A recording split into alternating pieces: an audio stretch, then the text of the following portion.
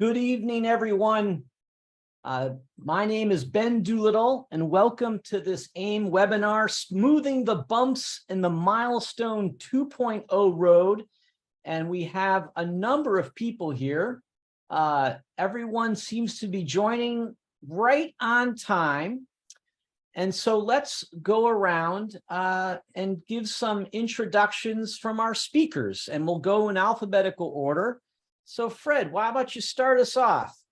Well, good afternoon. Thanks, Ben. I'm Fred Buckold. I'm the program director at St. Louis University School of Medicine and one of the contributors to the Milestones 2.0 project. And my name is Ben Doolittle. I'm the program director of the Medicine Pediatrics Residency Program at Yale. And I also was on the Milestone 2.0 Internal Medicine Committee.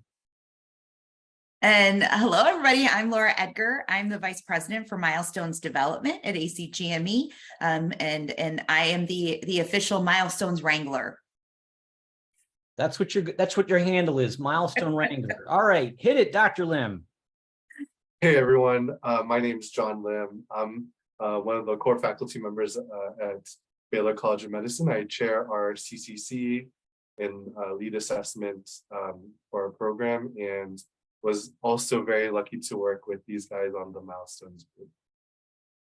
Okay, friends. Well, this is the game plan.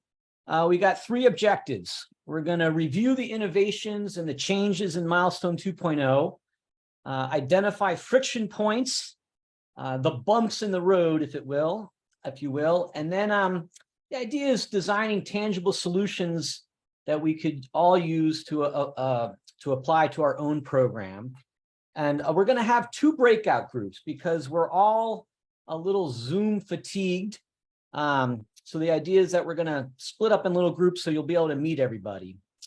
So we're going to start us off with a little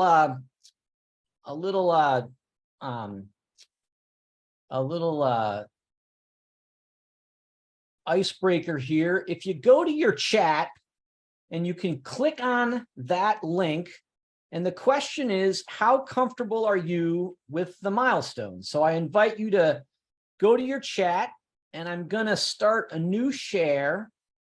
And let's see. And if you see that, give me a thumbs up, Jonathan Lim. Can you see that screen? Okay. All right. Someone actually voted. Terrific. It's working out. And if you can hold up your camera to that little QR code. All right. We got neutral. Comfortable, neutral, comfortable, neutral. Okay, uncomfortable, very uncomfortable. Okay, very uncomfortable. I'm gonna say, yeah, everyone. Okay, thanks everybody. Boy, this is working out. So 47% comfortable, about a third neutral, 22% some variant of uncomfortable, and very uncomfortable. All right.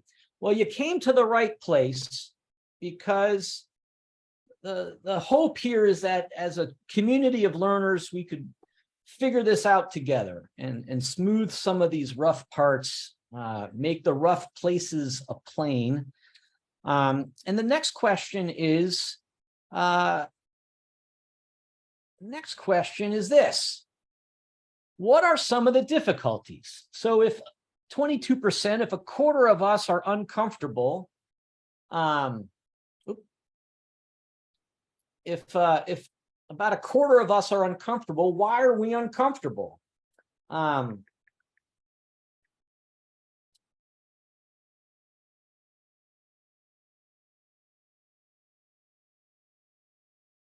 Let's see there. It's just another Likert scale.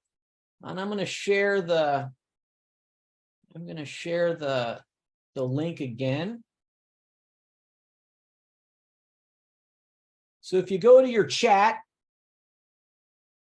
you can click that link and let us know what are some of the difficulties with the milestones. So just another Likert scale. Jonathan, give me a thumbs up if it's working for you. Okay. Implementing change.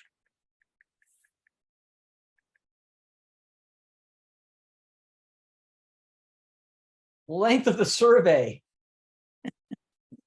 Faculty don't care.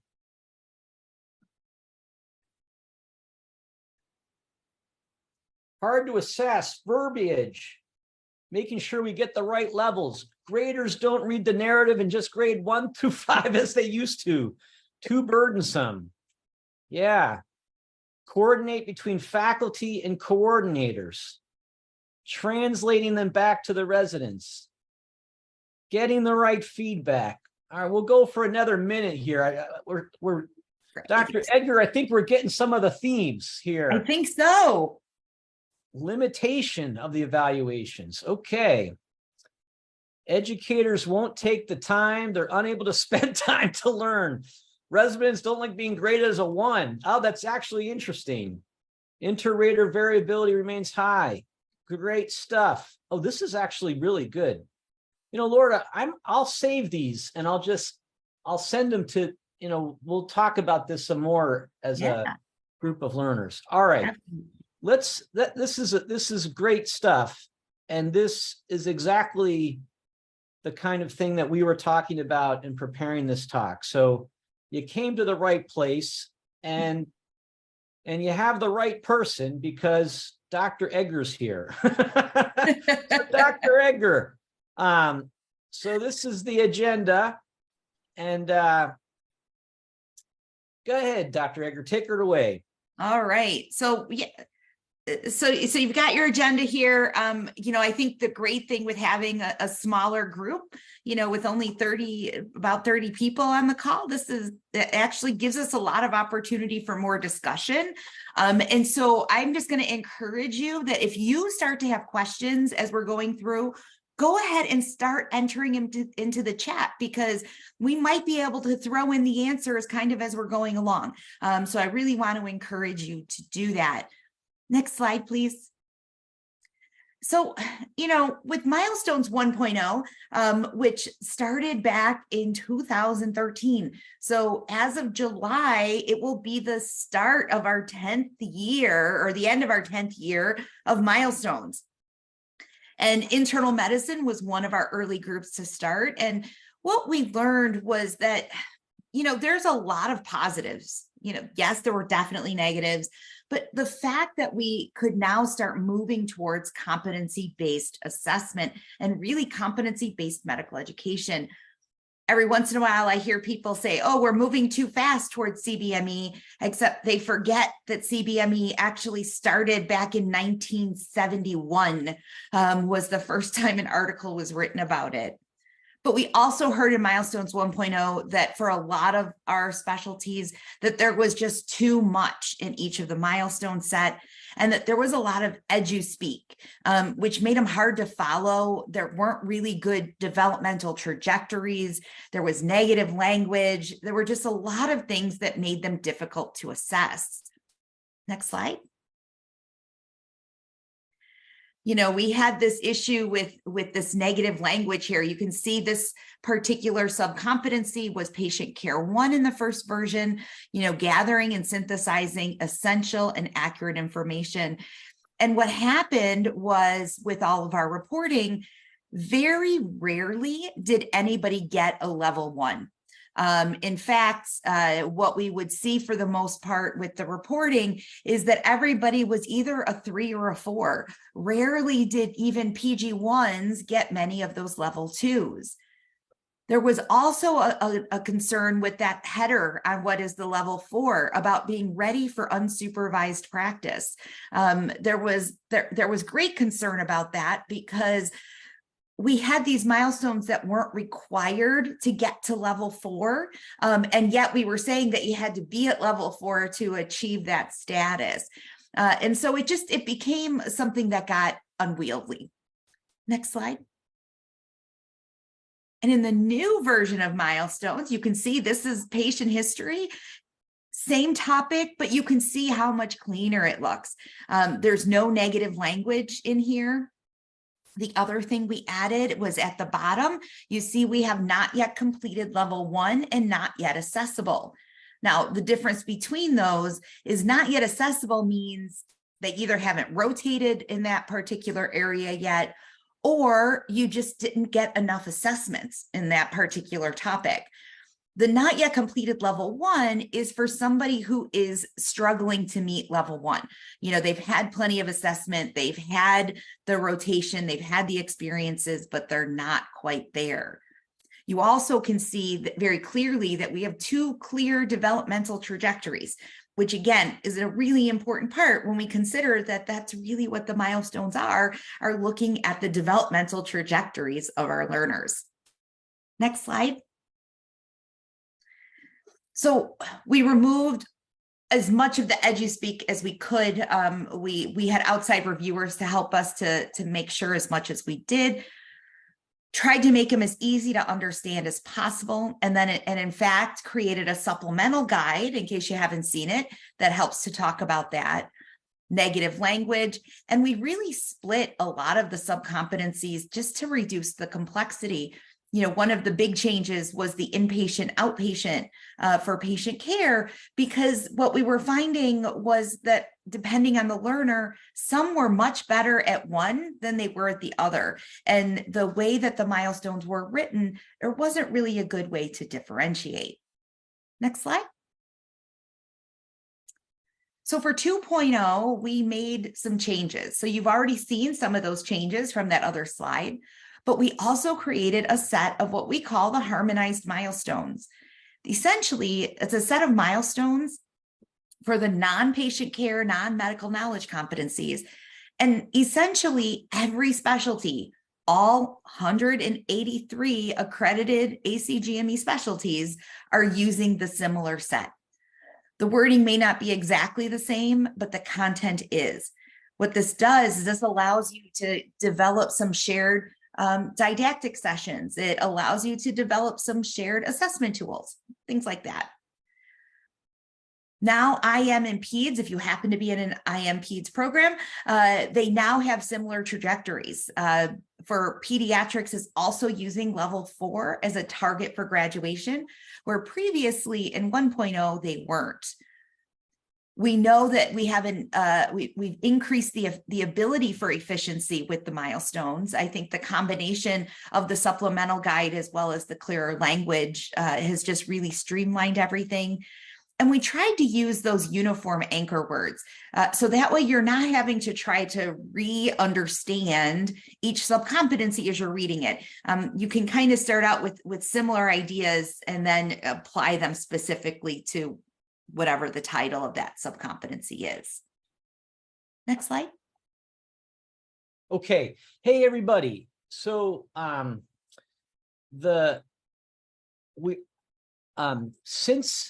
Sheila, actually, could I ask you to come on, because I wanted us to break out into small groups so we could discuss this. And it looks like I don't have the capacity to do that on this. No, you don't. So okay. how many small groups would you like? And I can Let's set you. do, so we got 30 something people. And so let's do 6 random groups, and let's talk for about 12 minutes. And then you could send us all, and then bring us back in 12 minutes. And so, yeah. And the idea here, folks, is to identify what are the bumps that you personally have experienced. And everybody can take 1 or 2 minutes to share. Oh, share what time zone you're in too, and the one-liner of where you're from. We'll do this for 10 or 12 minutes. Sound like a plan? Okay. I will open the rooms right now. I will give you a warning at 10 minutes and I will close the room at 12 minutes. Sounds like a plan. All right. And thank you so much. Okay. All righty. You guys, that was pretty fun, I have to say. Yeah, that was really, really fun. Okay. So, let's get back to, all righty. So, all right. so the group of us have identified a few bumps in the road, and I'll go through them, and then some of the milestones, some of the solutions that we thought of, and then there's an opportunity for us to speak in plenary. So the first thing that has been going around, so these aren't my ideas, these are the ideas of thinking about milestones, the four of us. So the first big one is it's just another Likert scale. And, you know, in our breakout group, it was really fun. It's so, I mean, we're all in the same spirit on this, I think. We're trying to figure it out. Some of us are doing a little bit better than others, but the idea of like, hey, they're a second-year resident. It's probably a level 3. And so we check the level 3. So have we just traded one Likert scale for another? Well, there are a couple solutions that have come about that I think are compelling. One is this idea that you just do one milestone for this one rotation. And if you're going to do, you know, the inpatient rotation, inpatient medicine is a milestone. It's reasonable to do just that one milestone, just focus on one milestone. I think the better idea, and that a number of people do this, is that we give the milestones to the learner and we say, hey, how do you think you're doing on your milestone? And then they come to that advisor meeting or the mentor meeting or that mid-year evaluation, and they come prepared to talk about how they're doing on the milestones. We did this at a retreat where everybody went through the milestones and they talked about it with their buddy to kind of think about where they were. And that helped prime the pump when they talked about it amongst themselves, so that when we had our one-on-one meetings, people were a little more versed about the language of the milestones. The language of the milestones, they make sense. And the Milestones 2.0 committee, we were very, very thoughtful about the use of language in each of the milestones. Okay, the faculty are overwhelmed. The original version of this slide, the faculty, they don't care. And then Dr. Edgar said, or Fred or somebody is there, no, they care. We all care. We care. We care. We care. We care. And so maybe we're just overwhelmed because there's the discharge planner meetings at 10 a.m. and you gotta, oh man, like we're just trying to take care of patients, right? So we get that.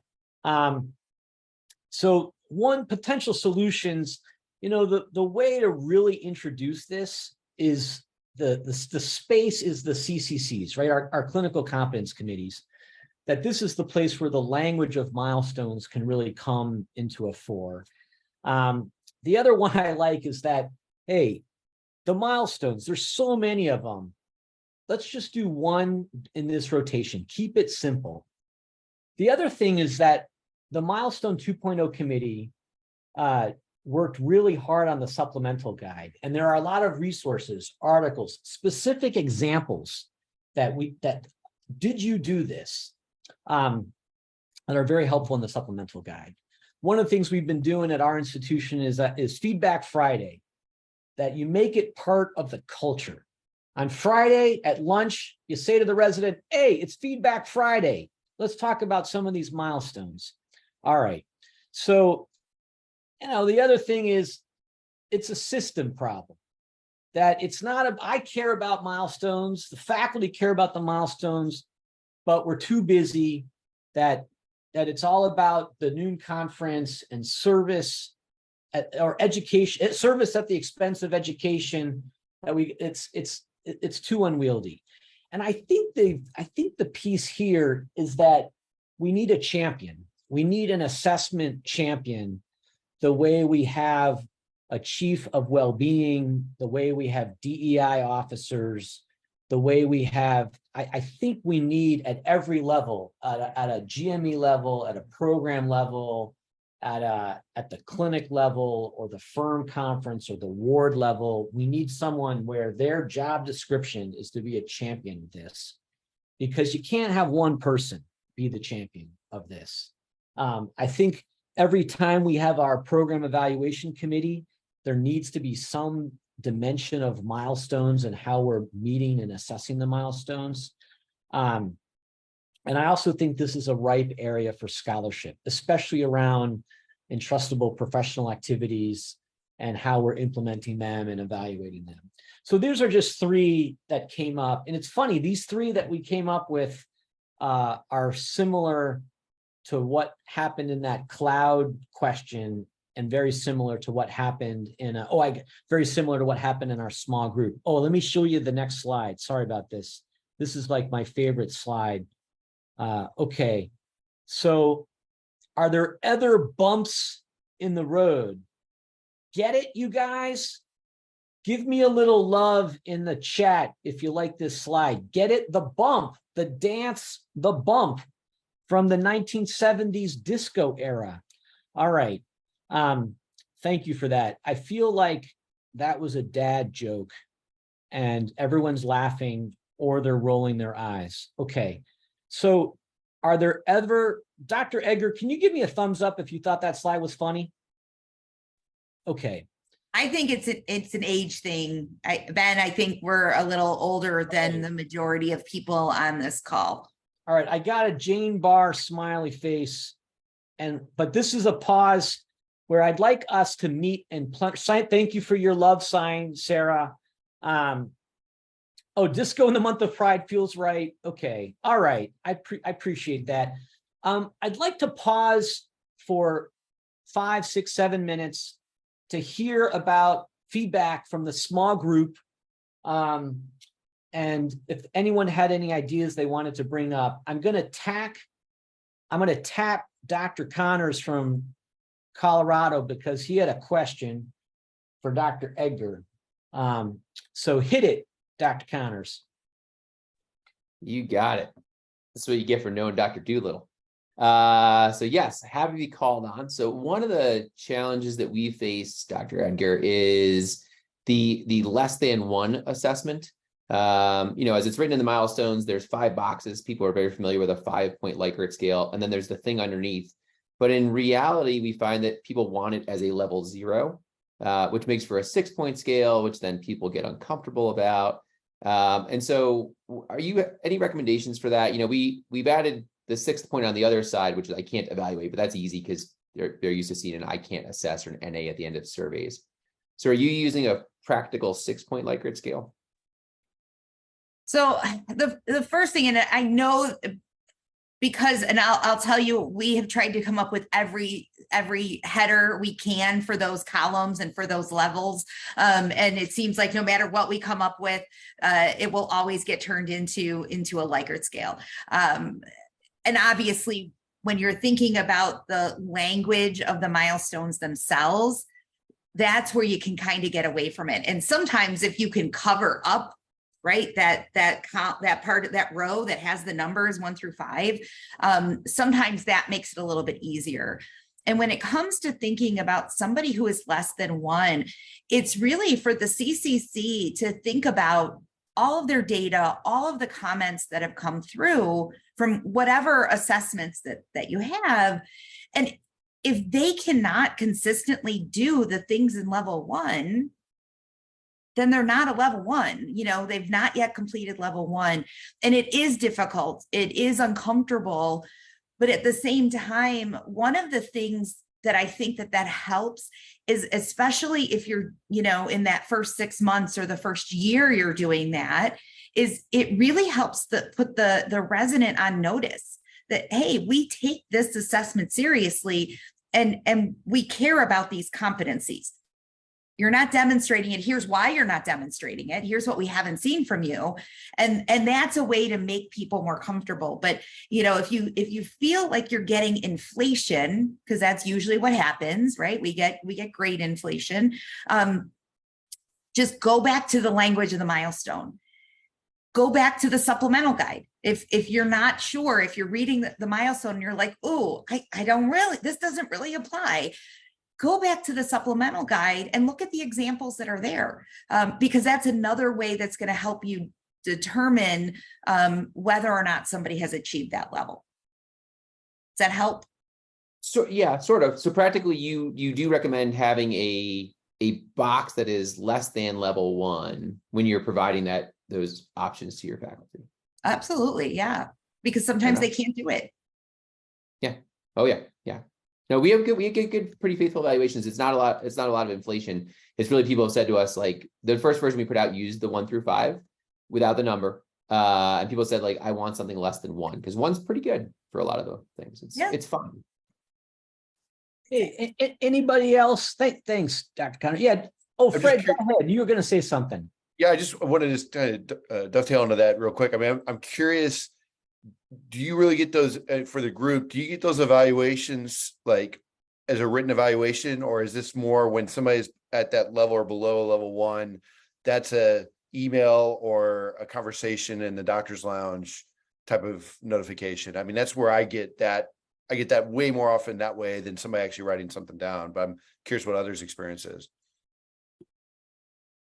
We get both, but I also ask for both. Sometimes I get the grabbed in the hallway, and then I get the perfect MedHub evaluation with all 5s, and I'm like, no. And they're like, well, there's nothing less than 1. So they want a place to say that, and we would like it documented for all the obvious reasons. Does anybody else have any thoughts that came up in their small groups? I'm going to ask Dr. Lim. Dr. Lim, you're chair of your CCC, and you're a deep thinker on these issues. What are your thoughts on some of these bumps? And is Baylor doing anything interesting or helpful to smooth the bumps? Yeah, no, thanks. I would just preface this by saying I don't have all the solutions, but some of the strategies we're trying is, so first, in terms of my PAD as assessment lead, we are revising our forms. We're really asking faculty and residents, is this well understood? Is this easy to use? We're really trying to promote quantity and quality of data. I put in the chat, we moved the narrative comment section to the top to really draw out more narrative. And we have also revamped our reminder system for incomplete evaluations, really from the stance of supporting our faculty, sometimes a friendly nudge, a non-punitive reminder can just help prompt someone rather than, you know, it being about notifying the chairs or it being about taking away pay, etc. So that's the data side. On the CCC side, my quick reflection is that I think I would just really recognize that we are working on the quality quantity, but there will always be some element that it's imprecise, imperfect, and that the data that gets put in is not objective truth.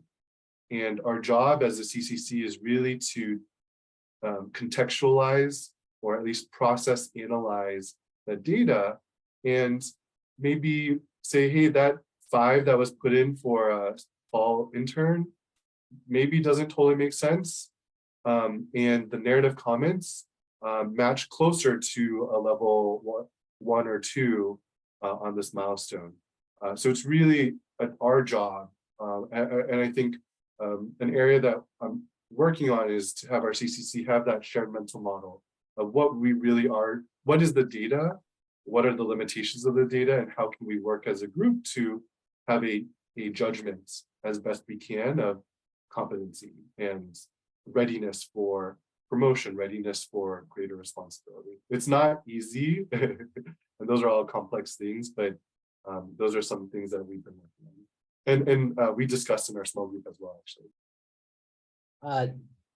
The good Dr. Katada, hey, Jennifer, if you're on, just unmute yourself and say hello, and you can speak your question. Hello there. Hello. Yes. Well, my question, I think, piggybacks on exactly what you said. The narrative comments, I think also the conversations that attendings will come up and share their one-on-one experience differs with that number scale, right? And I think the challenging conversation with the resident is, hey, your attending graded you a 5, but let's look at what they wrote. And that's actually maybe closer to a 3. And I think that's a really challenging conversation. You know, of course, it depends on the growth mindset of the resident whom you're talking with, but then it also, I think, makes them not believe in the grading system either, because there's a 5 and now you want to move it down. So I was just wondering if anybody has had maybe good solutions in how to manage the, you got a 5, but you're not really a 5, and you've already seen you got a 5. Fred, what would you say to that? You just filled out all the evaluations and you're a deep thinker. What's your Well, take on that? It's funny because the chat is talking about, putting the narrative comments first. And we just did that in our evaluation system ourselves. And I've always emphasized those comments. Like first and foremost, when we were talking to our group, like, I'm pleased that our faculty are having long conversations with residents on a frequent basis about their performance. I'm not always great at capturing those, but I'm pleased that they're occurring. I think that's really the fruitful work that needs to be done.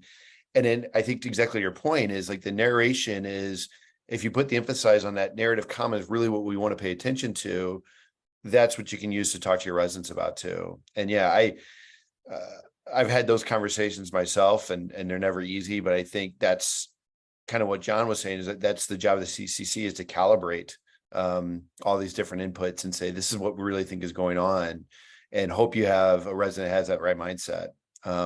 And I find if they don't, that pretends another larger problem that's going to probably rear its head at other places in the program as well too, with that resident. So I just want to add one more thing to that, and it's one of the things that, again, kind of butts up into the where do we find the time issue.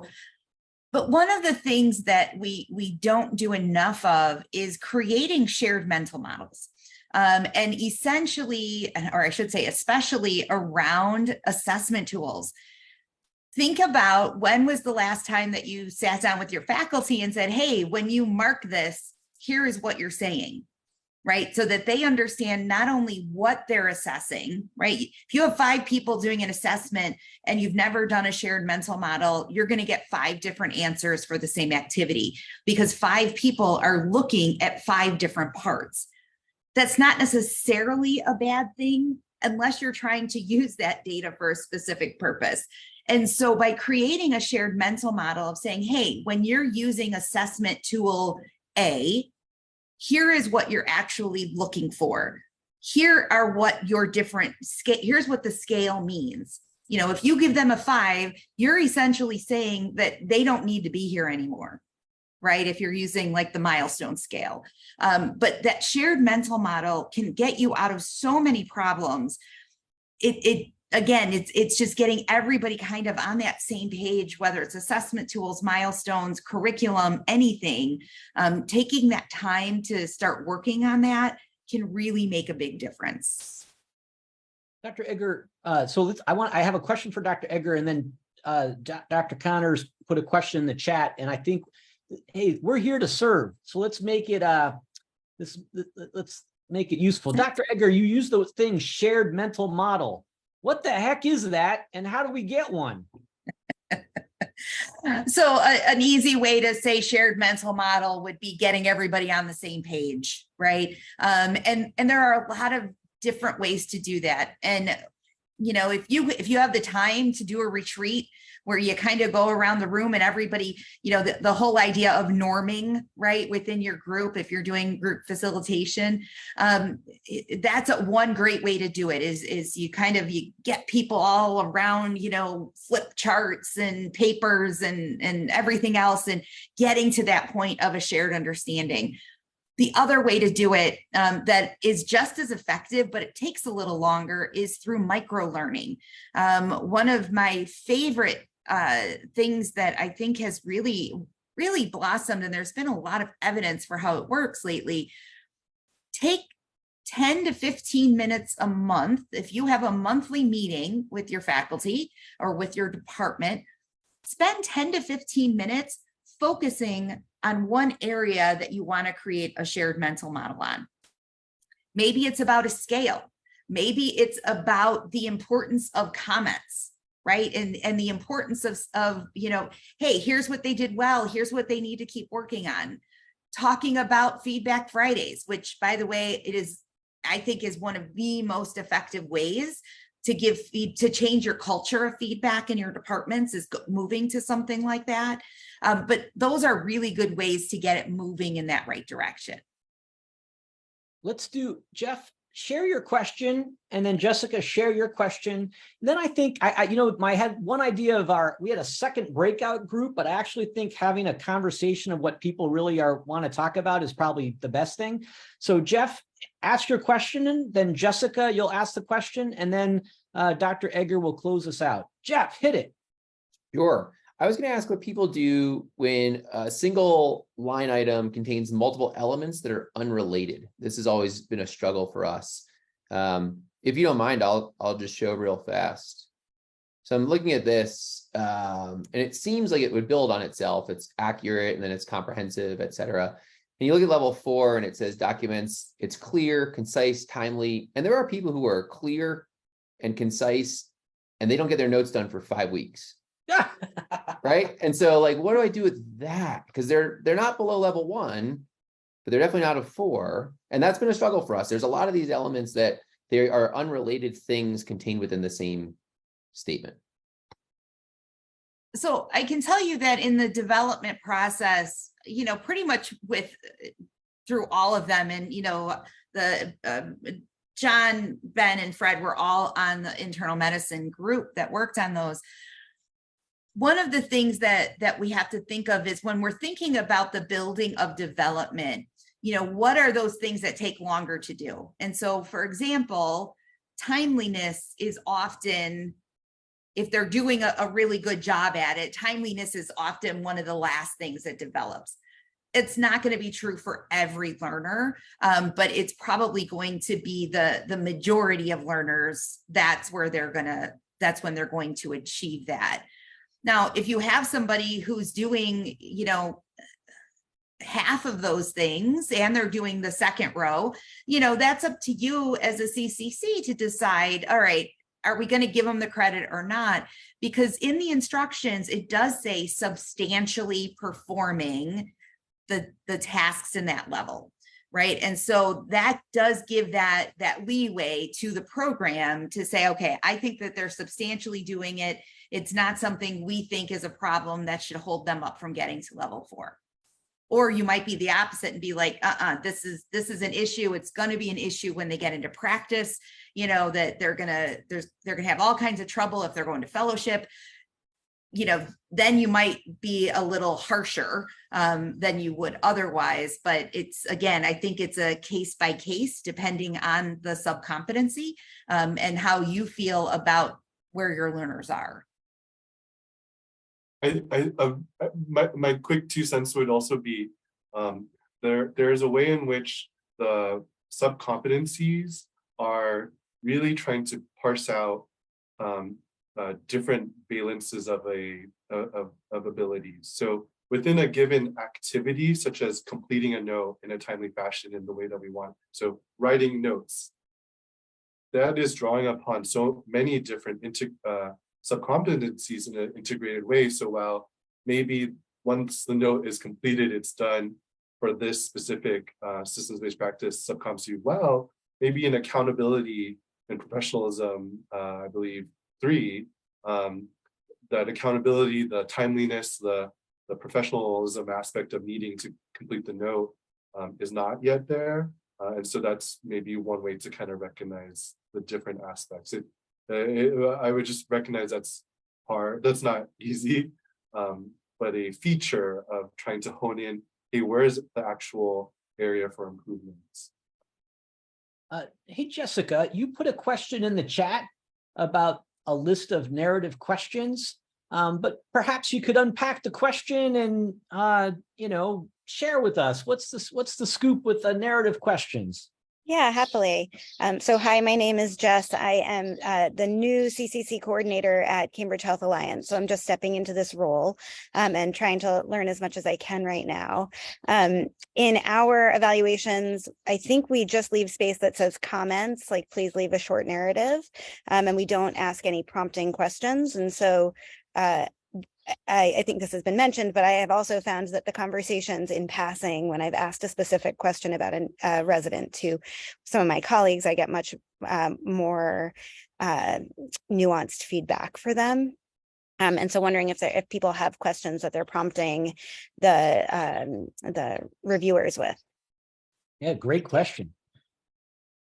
Anybody have any great narrative questions out there? There are a couple in the chat. Yeah. What can this, Jennifer, that's a good one. What can this resident do to take their performance to the next level? That's a good question. I don't know, was there another one that I missed that? Oh, yeah. So the reason we're changing that, we've done like multiple town halls with our residents, and I'm not sure if this would work for everybody's group of residents. But one of the feedback we got from our residents was that they're getting too much feedback. And some of the feedback, I know, go figure.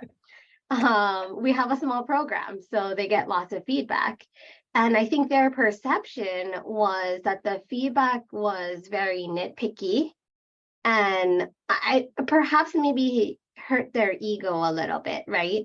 And some of them may have a growth mindset, maybe they don't, and there are multiple ways to look at it. But one thing we looked at was the original question was, what areas do you have to improve?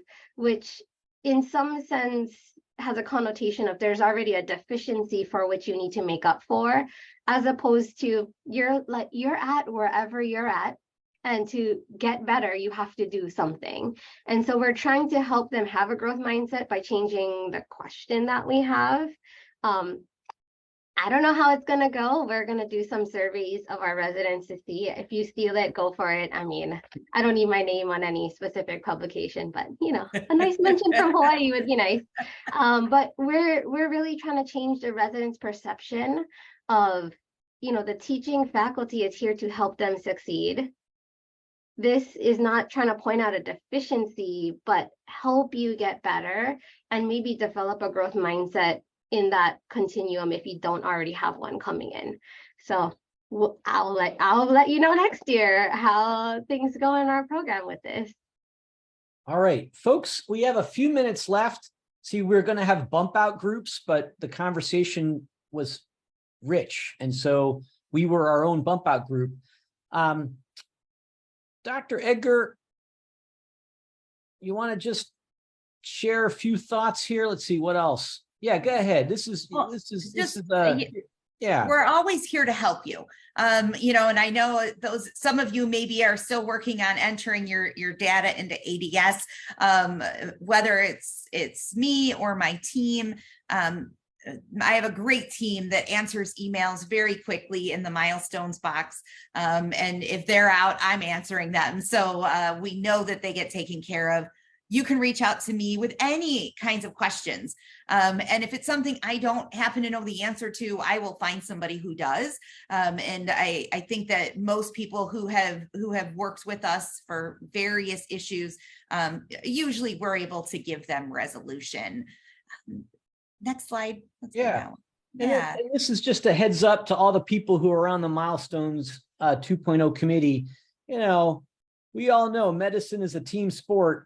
And these milestones, they came from us. You know, they came from, you know, people like you, me, you know, regular folk trying to help residents become the best doctors and the best people that they can be. And so this was the list. And then you know where to find these resources, but there's a QR code.